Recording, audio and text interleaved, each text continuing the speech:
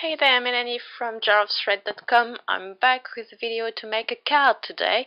I thought I would make a Mother's Day card because it's coming up next weekend, at least here in New Zealand, and I'm pretty sure in the US as well. I'm not sure. Anyway, so I've shown you some tracing paper, and I'm cutting a 4 by 4 inches square, which is 10 by 10 centimeters, and I'm going to fold this square in half. And I'm going to trace a heart. I like tracing my hearts like that. I like them to be symmetrical. So I'm going to trace one side, and then I'm going to use a translucent paper to trace over what I've just done and have a perfectly symmetrical heart.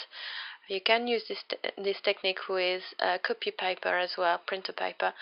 And if you can't really see what you've done on the other side of the paper, you can always bring it to the window and the light should reveal all.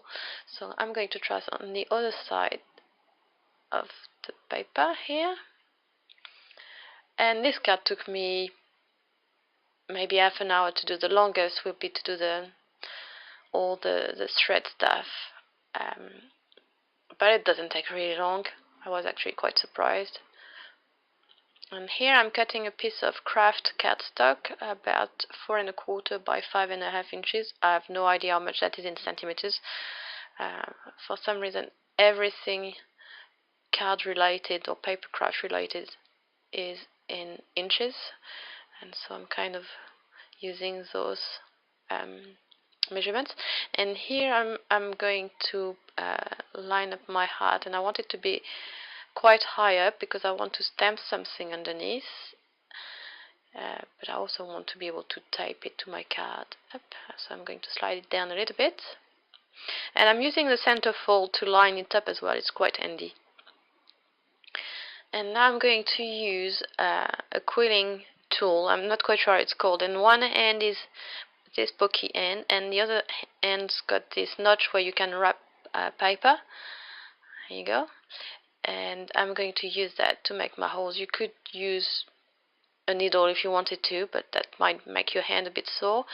I know you can buy tools just for this purpose. I know that you can find some from Amy Tangerine with a little mat as well. And I'm poking holes every maybe 3 or 4 milliliters. That's about, I don't know, it's under 1/4 of an inch. And I'm going all around my heart,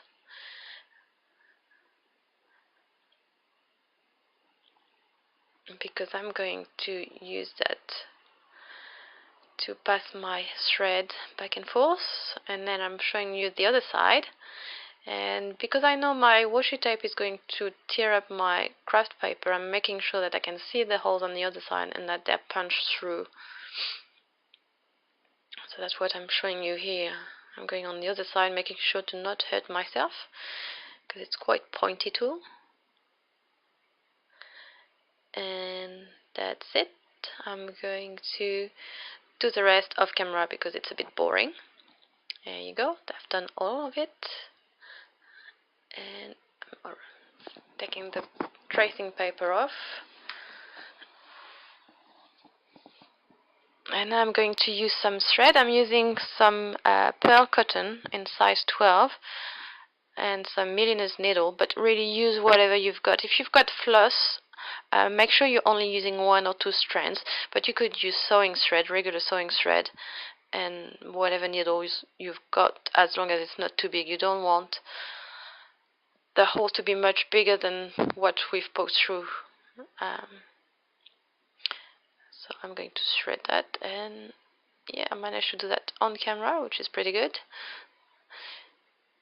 And that's going to be in and out of the camera frame because I kind of need where I'm poking, and the holes are tiny.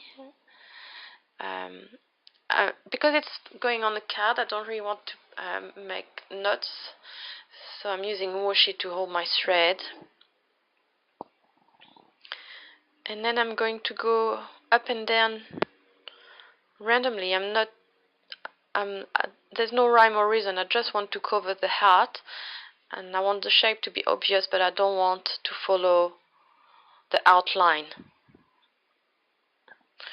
So I'm going up and down, and I make sure that I'm not pulling too hard on my thread, because I don't want to warp my cardstock. And sometimes when I feel it's a bit warped, I just put it down on my table or my mat and I flatten it up a little bit. So that's all I'm doing here. I'm going up and down, trying to see what I'm doing. And I'm going to do the rest off camera. I'm going to come back in a sec with a little bit more done to show you how I end up my thread, how you don't leave the thread loose. And just a bit more, just about there. And sometimes I line my thread to go to a hole and see how it looks. Especially when there's more filled, I don't want to go always in the same direction, and I don't want thread to be parallel, and I want it to look very random. And that's the last one I'm doing for this thread. Up on the other side, making sure you can see. And I'm just going to use another bit of washi tape to finish this one, and then I'm going to cut and show you the back. I'm trying to not have the back look like the front, because I don't want to add bulk to the card, and that's what I did earlier.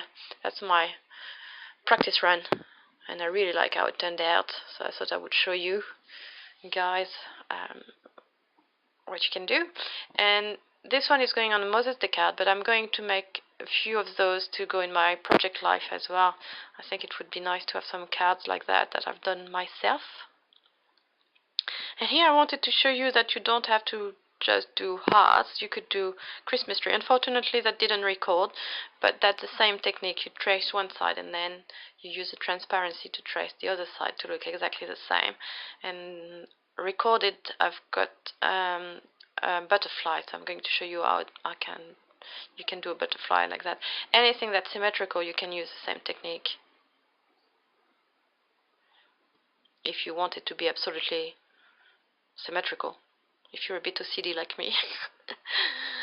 So yeah, that's my butterfly. It's not the best butterfly I've ever drawn, but I want it to be done quickly with it. And it's also a technique you could use with your kids. It's quite easy for them to trace one side and then turn the paper around and go over what they've done already. There's no guesswork, I guess.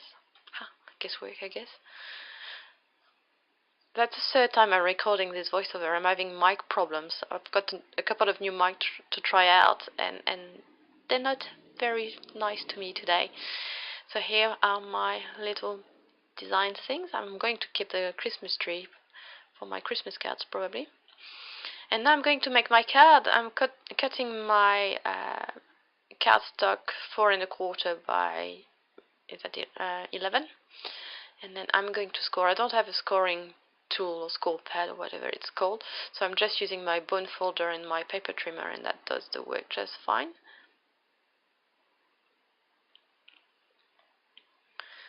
And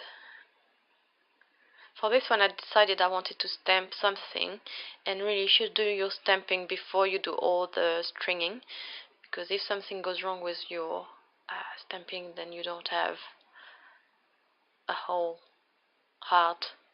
You can always cut it out, but yeah, I was a bit nervous when I stamped that, and it worked just fine. And then I need to trim up my my craft a little bit, my craft card. And I'm also going to trim my my base, because I didn't fold it properly. And my camera is falling down, sorry about that.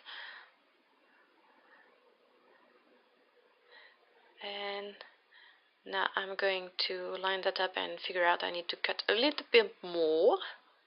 And that's it. I'm going to use some tape runner to glue that down. and that's about all. And I'm going to show you after this narration, this recording, a few other things I've made with that. I've made 2 cards, and I'm going to show you the Project Life card that I want to make using the same technique. And you don't have to do hearts, you could do whatever. You could do hello, and you